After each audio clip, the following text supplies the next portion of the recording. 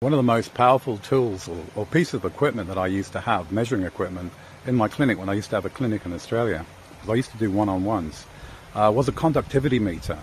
It's a very important piece of equipment, and it's something that I highly recommend everyone get. I think it's called Hariba. I think it's Hariba, but you can message me if you want to get a link to the one you need. Okay. What are we doing with the conductivity meter? Well, we're trying to get a feeling for the conductivity in your body, and how many electrolytes we have, how conductive are we to energy flow, and how hard is our kidneys working. By measuring the conductivity of your urine, there's a known number that we need to look for to be able to say, yeah, we're doing well with electrolytes and minerals. We've got good conductivity because we're actually measuring it. Yeah, I used to do it in clinic. I used to help a lot of people. I have done since, but with cardiovascular disease. And a lot of people, they were having way too many electrolytes in their body. They were having problems. Dehydration was one of the big ones with a lot of them. So a conductivity meter, it measures in millisiemens. Millisiemens is the measurement.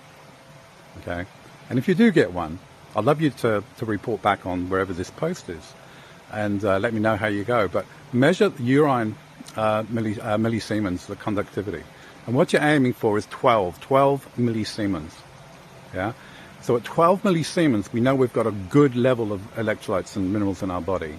And our kidneys are only working like 50% of the time they would if they had a much higher load of minerals, electrolytes. Yeah?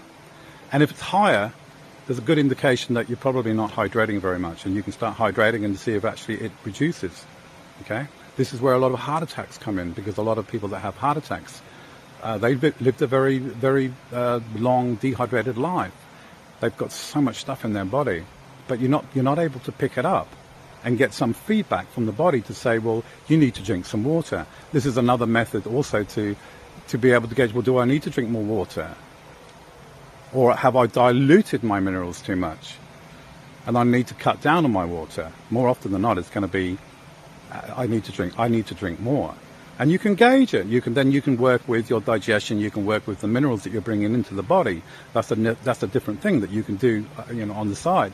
But it's a very good tool to be able to gauge: am I moving into heart attack territory? Yeah. This is just a conductivity meter. 12 millisiemens. Okay.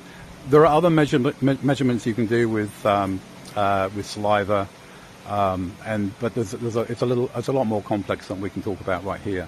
I will talk about some of the things you can do if you get a conductivity meter. Yeah, it's really important to start thinking about, I've got to start taking back control of my own health and my own well-being. I need to take back control. And how do I do that? Well, I need to have some objective evidence that's telling me how my body's responding to what I'm doing. And you can be doing all the most wonderful things in supplementation and a really good diet, but if you don't have the electrolytes, and there are many ways of profiling that. Of course, I do that with my work, but with the conductivity meter, you can get really spot on. I'm hovering around 12. I'm good. Whatever I'm doing, it's good. I'm getting good minerals and electrolytes. Good. I'm hydrating well. Good. And monitor it. It's a 2-minute test you can do on your urine. You can do it daily. I did it when I turned my life around before I got into this work, because I had a heart attack. Yeah, that was part of it. Was monitoring the stress I'm putting on my body, and a lot of it was to do with dehydration. Give it a shot. Let me know how you go.